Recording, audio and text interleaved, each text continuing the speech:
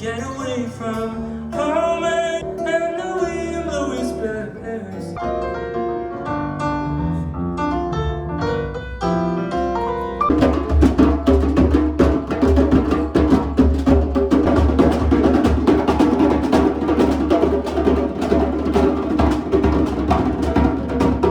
I microfoni sono accesi? Chuck, Chuck, prova.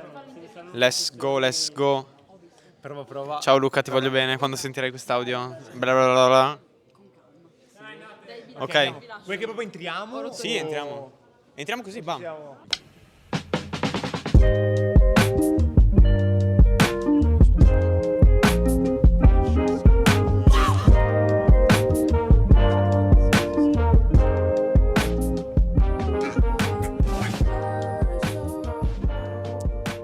Allora, ciao amici di Genze. Oggi siamo qui con Stefano Nardon, musicista, polistrumentista, compositore, che si è appena esibito a Spazio Zefiro in un bellissimo concerto che abbiamo avuto la fortuna di vedere, insomma, molto molto molto molto bello, anche in collaborazione con gli amici di Improve.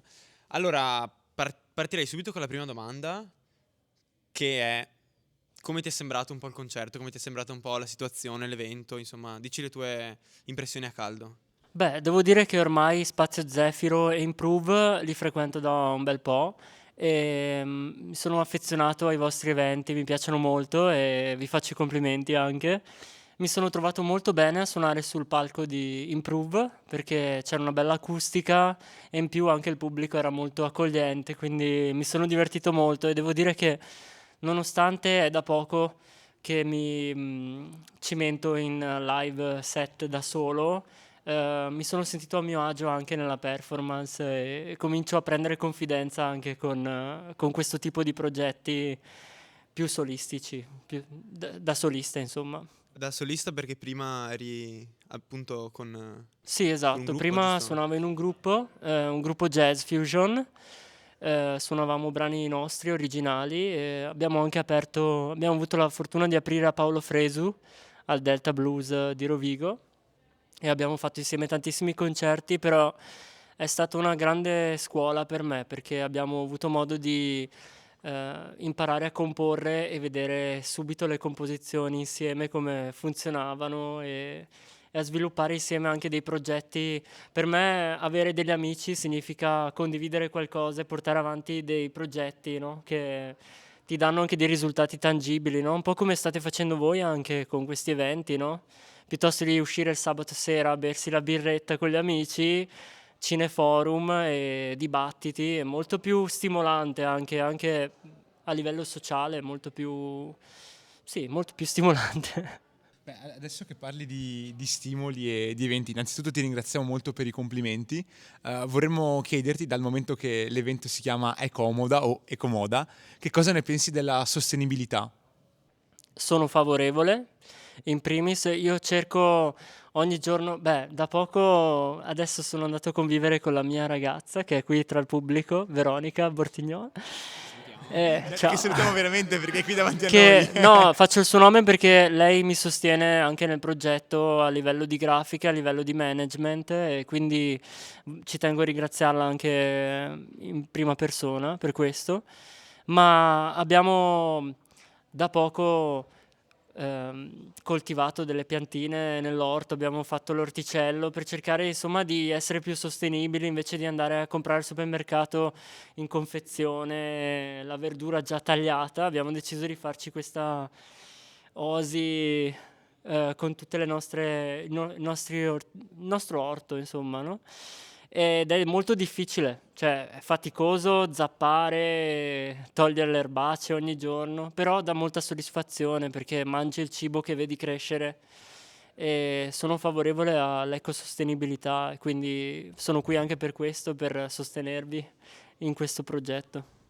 Bomba, grazie. Adesso che hai parlato di orti, un'altra domanda che ci eravamo preparati, un po' diversa da quelle fatte finora, è: qual è il tuo posto preferito in generale? Ok, allora il mio posto preferito è una casa in montagna che ha mia madre e spesso ci vado durante l'estate in un paesino che si chiama Bivedo, in Trentino, Alto Adige, Che salutiamo. nel Blegio Superiore. E questa casa è ai piedi di un bosco e quindi io vado là per rigenerarmi dalla pianura padana, dallo smog, perché si respira molto bene. Oltretutto c'è anche poco inquinamento luminoso e rumoroso acustico. Per noi che siamo musicisti, avere queste sirene continue è insopportabile, quindi lì senti solo i grilli e poi esci, vedi le stelle e a livello compositivo per la creazione, per creare, è molto stimolante anche la natura. Infatti un'altra domanda che volevamo farti, ma che un po' lo spieghi nei live mentre introduci le tue canzoni, è una cosa che poco spesso vedo fare e apprezzo sinceramente, che tu un po' spieghi come nasce la canzone, cosa appunto sei abbastanza didascalico in farlo. Quindi la nostra domanda era come nasce una tua canzone, se hai magari un processo o se non ce l'hai. Beh, allora, devo dire che per ogni strumento che suono, io suono la chitarra, il pianoforte, le percussioni e canto. Per ogni strumento c'è un approccio compositivo diverso. Il pianoforte è molto più mentale. Quando mi metto al pianoforte ragiono a livello armonico, a livello tematico. Però devo dire che il collante tra tutti gli strumenti è la voce. Spesso le idee mi vengono sotto la doccia o camminando per strada, mi viene il motivetto e allora subito il cellulare in mano a registrare quel tema che poi rielaboro e poi avendo studiato anche in conservatorio gli ultimi 3 anni, adesso ho la capacità di razionalizzarlo bene e scriverlo, arrangiarlo e anche poterlo comunicare nella maniera più trasparente possibile ad altri musicisti.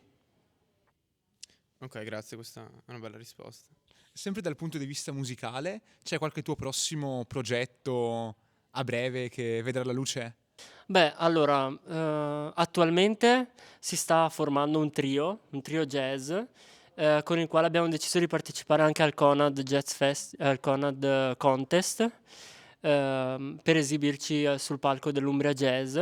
E quindi abbiamo registrato 3 brani e abbiamo intenzione di continuare questo progetto perché ci stiamo divertendo molto a suonare insieme, componiamo tutti e 3, portiamo i brani e li proviamo, li registriamo, quindi pianoforte, basso, batteria, strumenti da power trio, insomma.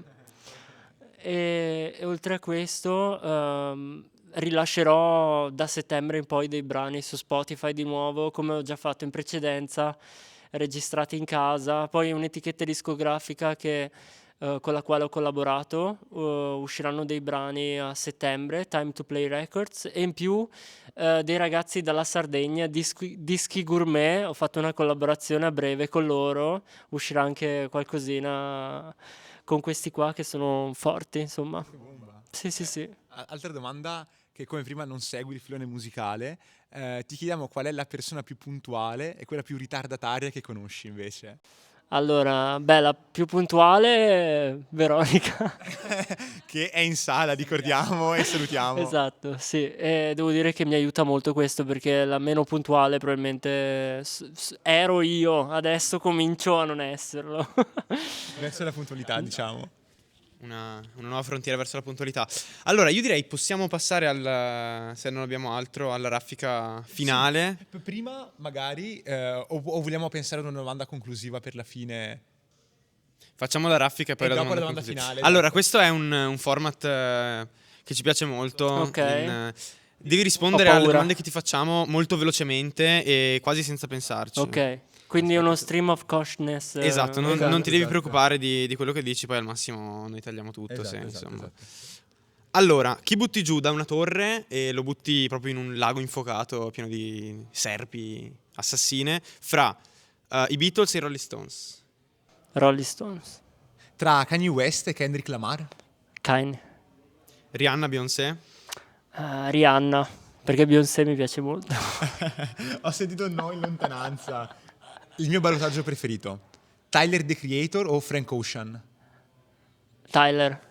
Lo butti giù? No, allora Frank. Ok. Il mio ballottaggio preferito, Mac Miller o Tame Impala? Mac Miller. Chi viene buttato giù non esiste più dal giorno dopo. Muore, Ok, cioè, ok. rimane morto per sempre. Nel suo caso, Pink Floyd o Led Zeppelin? Pink Floyd. tutta la vita. Butti giù i Pink Floyd? Butto giù, butto Ok, giù. ok. Celentano o Morandi? Tutti e due posso.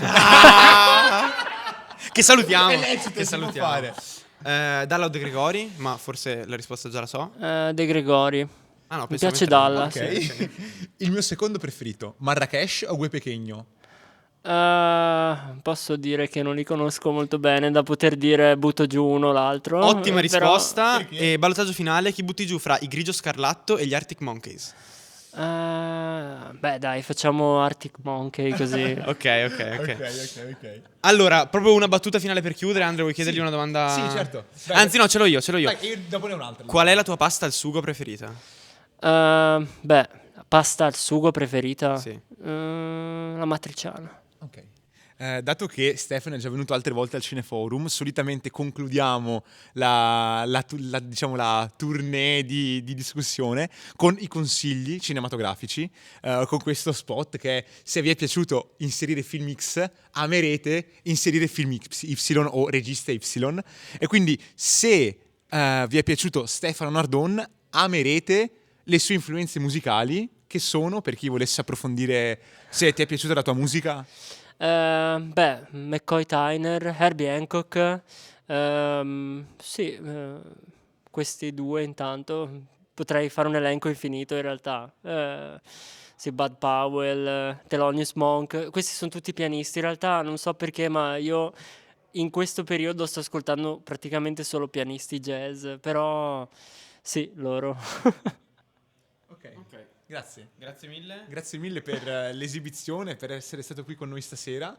E in bocca al Grazie lupo. grazie a voi che mi avete ospitato e grazie anche di questa intervista. Bomba, grazie.